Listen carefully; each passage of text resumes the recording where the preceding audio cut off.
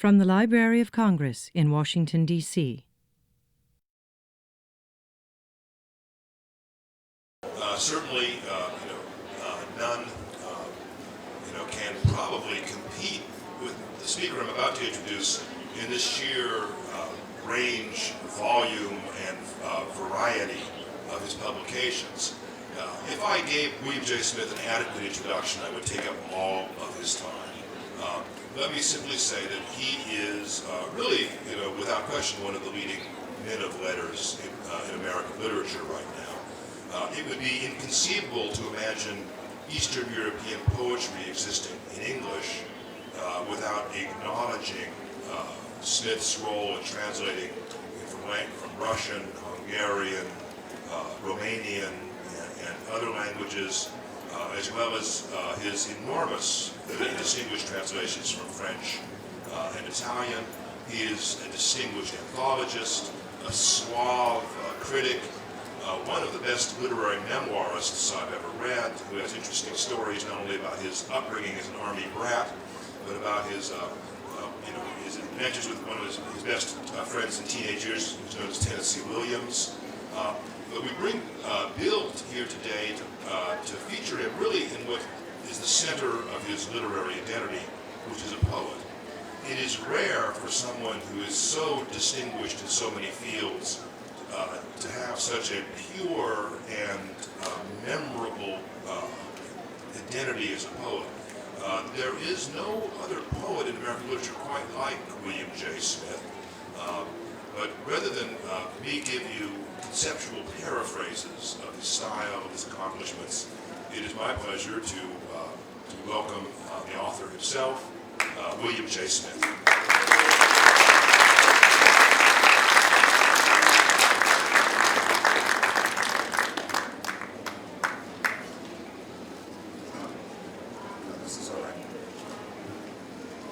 Very much, Dana.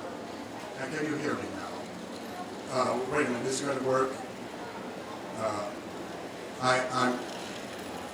I'm a little late and I have to catch my breath. There was a misunderstanding about when I was to be picked up, and I thought I was to wait at the hotel, and instead I was supposed to get down here by somebody from the Library of Congress was supposed to come. And so I didn't get here till 2 minutes ago. So I apologize for that, and I won't keep you very long. Maybe I won't have time to read many poems, but I'll tell you just a little bit about myself. Dana's already mentioned some things, but he made it sound as if I was somebody who had all the advantages of the world. I'm just a poor boy. I was brought up on an army post in the 30s in St. Louis, or not St. Louis, but Jefferson Barracks, which is just south of St. Louis. It was the first and important army post west of the Mississippi, founded to keep up with the Indian Wars. And this was my life there was between the two world wars. I was born at the end of one. My father had just enlisted as a clarinetist in the army, I think because he didn't want to fight. And I was born in Winfield, Louisiana, and next door to Huey Long, if any of you Southerners remember who he was. I have traveled a lot. In fact, one of my books is called The Traveler's Tree. Let's see, what else am I going to say about myself? I really had probably better get my glasses out because at the age of 86, I do have trouble. I'm going blind in one eye, let's put it directly. But I see, I can get around very well. I'm alive, and believe me, I just slow getting here today because somebody didn't come and tell me where to go. And that wasn't all my fault, but it made me think of the time when I was at one of the first writers' conferences I ever attended. And that was in Connecticut.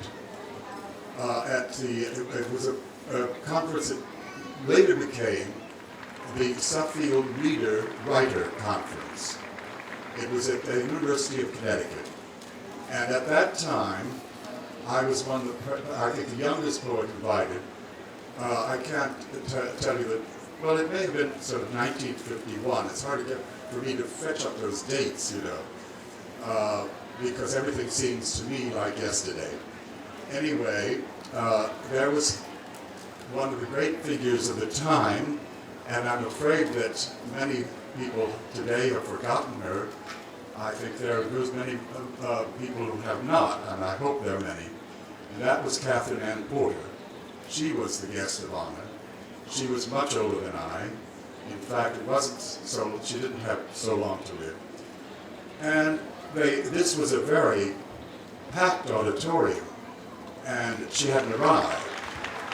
So they didn't know what to do, and they rushed around. You know, it's difficult to organize these things because as Poet Laureate here myself, I tried to organize them, so I know how difficult it is. Finally, they decided, well, maybe she is still in her hotel room, and that's where they found her. This was an evening where she was beautifully dressed as she always wanted to, in this great green gown. And she said, well, you know, in a lovely southern speech, I thought you were going to pick me up. So I wasn't, in part of my southern background, am I getting away from the mic? Okay, yeah. I hate to be too close because it reverberates, I think.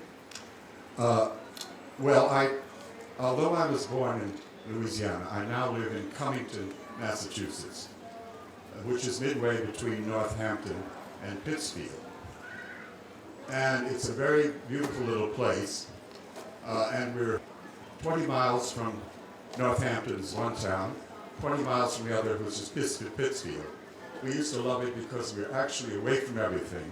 Now it's a little more difficult to get at our age, because my wife is a little younger than I, but still in the 80s, and so we're not going to spend much time there as we love. The other time, we are very, very happy because she is French and she has a little flat in Paris, and we hope to get there more often.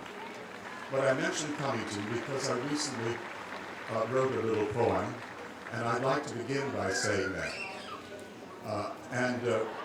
We used to go down to the local store. The local store now is enlarged somewhat. When we started, Richard Wilbur, who was also a poet laureate, and I were both living in Cummington. And this is people there in Cummington are very proud of that fact. It's the only town, I guess, anywhere in the country where there are two poets laureate, living day and night. Anyway, we decided when we went down to get the Sunday Times that we would write little verses on the top of the Times. And so we did. Actually, it was Dick who started that. And they actually were verses absolutely attacking the other one terribly, telling awful things, but doing it as wittily as possible. So when I was 60 years old, my dear wife decided to collect some of these because we kept ours and kept Dick's and the paper, and then she got them together and put out a little broadside, a little pamphlet called Poets Verses on the Times, which is a nice title, and this was literally right, were verses on the New York Times. Well, anyway, we didn't do that. Actually, that little brochure is now worth, not a fortune, but $100 or so.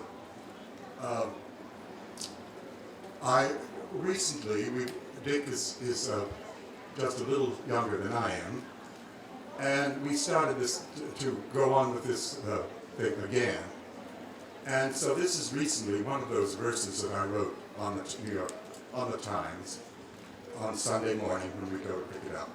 And this was addressed to Richard Wilbur, but I think it applies here, and it applies, I think, to poetry in general.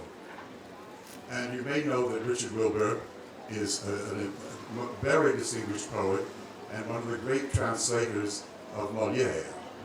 I mean, his translations are played every night of the week somewhere in the country or the world. So this is a little verse that was addressed to him on the New York Times, but he liked it, and he said, look, this is too good just to be on this top of this paper. Send it out. Well, I haven't had time to send it out, but here it is. Poet, playwright, bear in mind, posterity may not be kind. Nothing very much endures, and what you write may not be yours. Even Shakespeare, should he waken, will find that he was Francis Bacon. And Moliere, whom many praise, will find that Corneille wrote his plays. So you see, I'm well aware of posterity. I don't expect any special treatment or any. I've written poems for the lovely. I've written for both adults and children. I wrote a poem which in my first book, and this is the kind of thing that as a poet performer I always hate, and that is when people start shuffling through their papers and you wonder what is going on. Well, I have to shuffle through a bit to get there. Dana mentioned that I was at Washington University in St. Louis, or he didn't mention that, but he mentioned that I was a friend of Tennessee Williams. I was a friend of Tennessee Williams before he was known as Tennessee Williams. He was then beginning to write poetry mainly, and his name was Thomas Lanier Williams. And so we had organized there what we called the St. Louis Poets Workshop. That was at Washington University. And there were three of us, Clark Mills, who had already published a few poems in national magazines, Tom, as we was ill known, and I. We said our poem, actually it was Tom's idea to have a stationery printed up. And the stationery had a heading, which was St. Louis Poets Workshop. So we sent out a batch of our poems by each one of us, and with a covering letter saying that these are just a few, to the editor of various magazines, and we'd say, the letter would say, these are just a few of the poems that are being written today in the most important Renaissance in the country. And naturally, they all came back. But we, you know, when you're a writer, and especially a poet, you develop a very tough skin. And I've had that, and I think that's allowed me to go ahead. Because I'm so late, I'm just going to read two poems, or three, I think.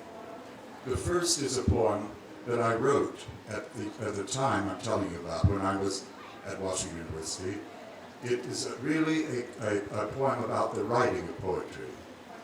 I had forgotten all about it, but when I was putting together my selected poems, which is here, and I'd like to hold the book up to you when I can turn around and get it. And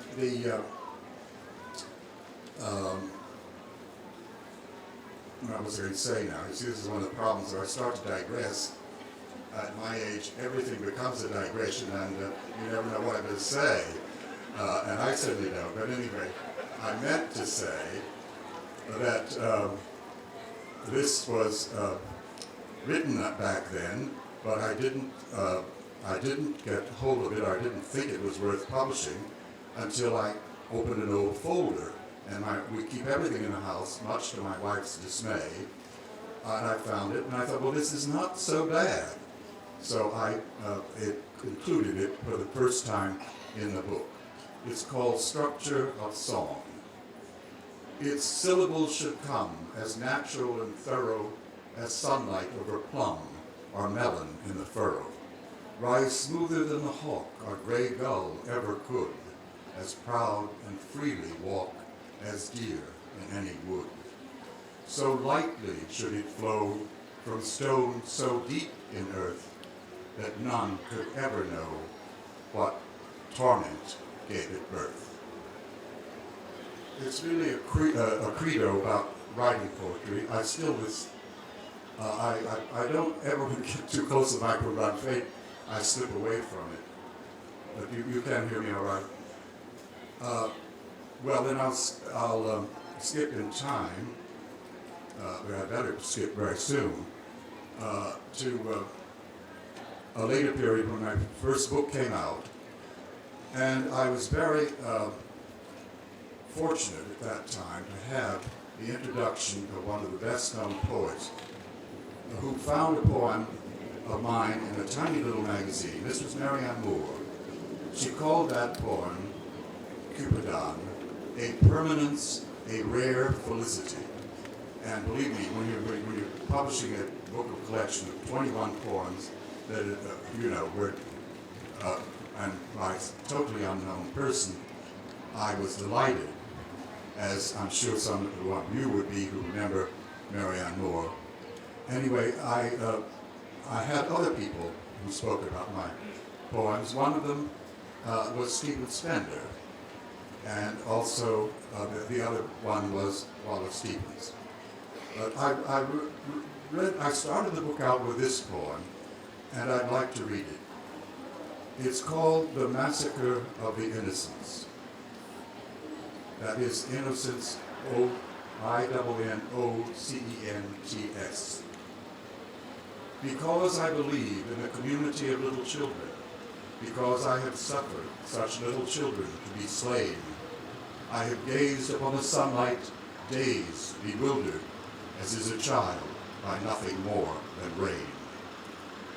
Not until I can no longer climb, until my life becomes the tallest tree, and every limb of it a limb of shame, shall I look out in time to see again those who were so small they could but die, who had only their vast innocence to give, that I may tell them, pointing down the sky, how beautiful it might have been to live.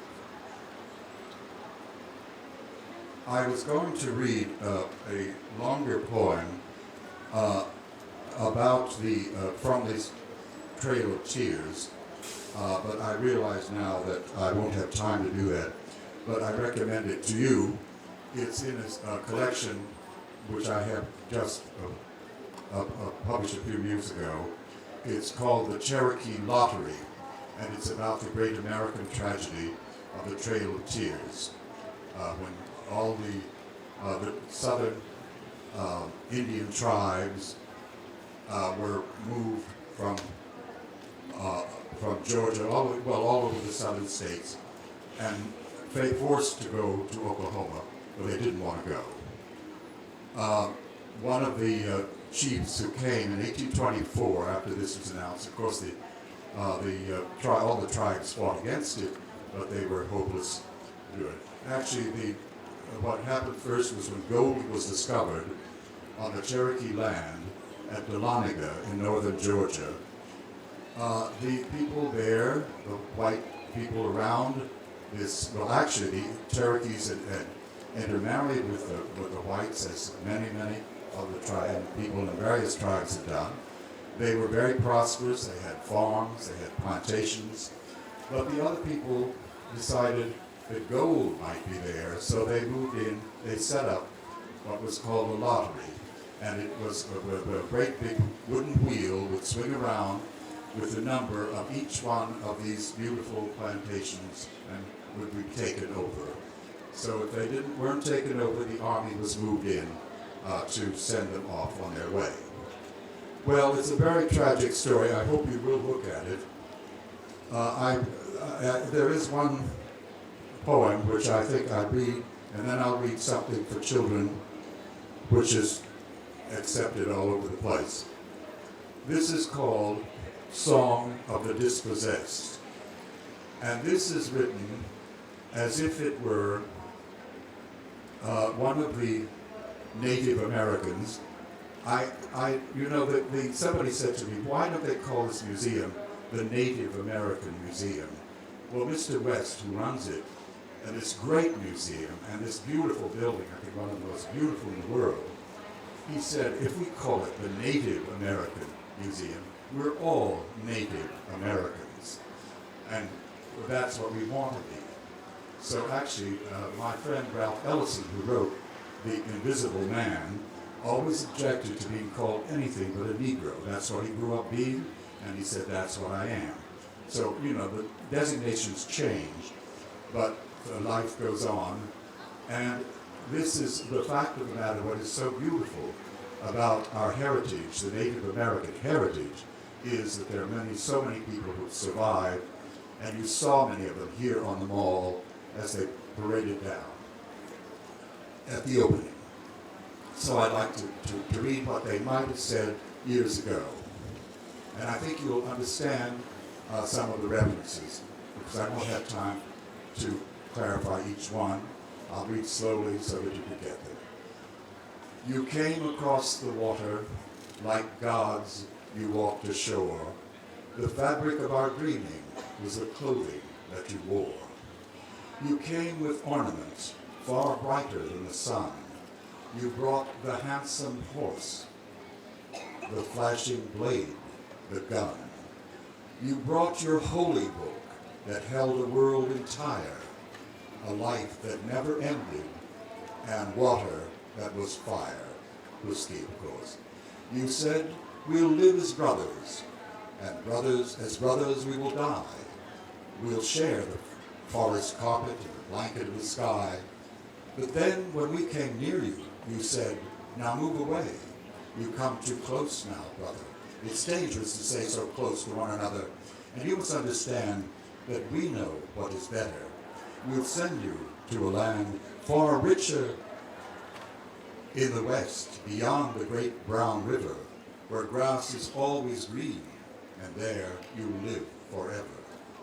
And so you took our country, you took our sacred ground, the birds and beasts we cherished, the falling waters sound. The stag that with his antlers breaks the sun-flecked trail, the mockingbird, the turkey, the heron, and the quail. You sent us to this desert, this sand, these pitted stones, where wind rakes through the gully and bears the bison's bones. Where now above this barren earth, your great bald eagle screams that robbed us of our country and carried off our dreams. I think I have.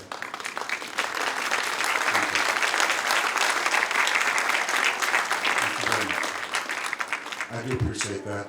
I would like to be able to end with on a happier note, perhaps. And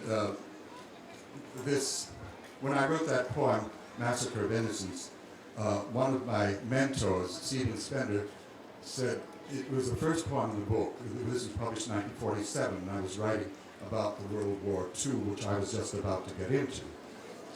And I thought, that there are lots of innocent people, young and old, who are going to be killed. Let's put it just straight as that. So I put the poem, and Stephen read it, and he said, well, it's all right, but it reads as if it had been written by a child. And I said, well, maybe that's right, and maybe I am a child. And then I thought about what the poet Paul Clay, the painter, you see what I do in his words, the painter Paul Clay, whom I admire very much, said once, I want to paint like a child, but like a wise child. So I have hope maybe that some of you who look at my books, if you can look at them and read through them, will find that I am a wise child. This is a poem that has been very, very popular. It's been translated into many languages, and it's also one that I enjoy saying. It's been translated into Russian by Yevtushenko, if you know who he is, and and my wife has translated it into French. I mean, it's been translated. Anyway, here it is. And when I published it, I had here at the library when I was Poet Laureate, we had a program of my children's poetry on WETA, and this was one of the poems that was read, by various illustrations and so forth. It won a prize as the best program that year on national educational television. Of course, it's put away now in an archive somewhere and left there. I don't know whether anybody's ever going to see it, but that's all right. It was nice. Fun. All right, this is called The Floor and the Ceiling. Winter and summer, whatever the weather, the floor and the ceiling were happy together in a quaint little house on the outskirts of town, with the floor looking up and the ceiling looking down. The floor bought the ceiling an ostrich plume hat, and they dined upon drippings of bacon fat, diced artichoke hearts and cottage cheese, and hundreds of other such delicacies. On a screened-in porch in early spring, they would sit at the player piano and sing. When the floor cried in French, "Ah, je vous adore," the ceiling replied, "You adorable floor." The years went by, as the years they will, and each little thing was fine, until one evening, enjoying their bacon fat, the floor and the ceiling had a terrible spat. The ceiling, loftily looking down, said, "You are the lowest floor in this town." The floor, looking up with a frightening grin, said, "Keep up your chatter and you will cave in." So they went off to bed.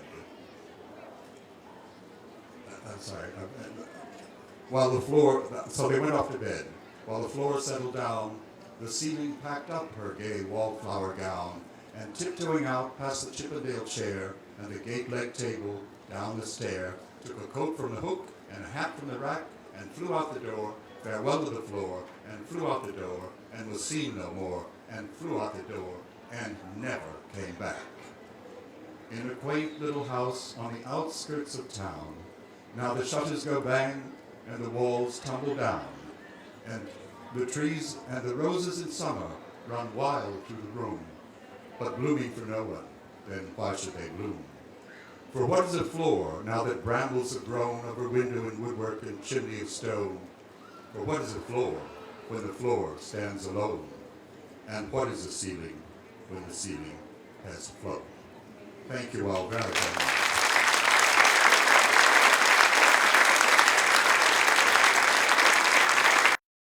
This has been a presentation of the Library of Congress.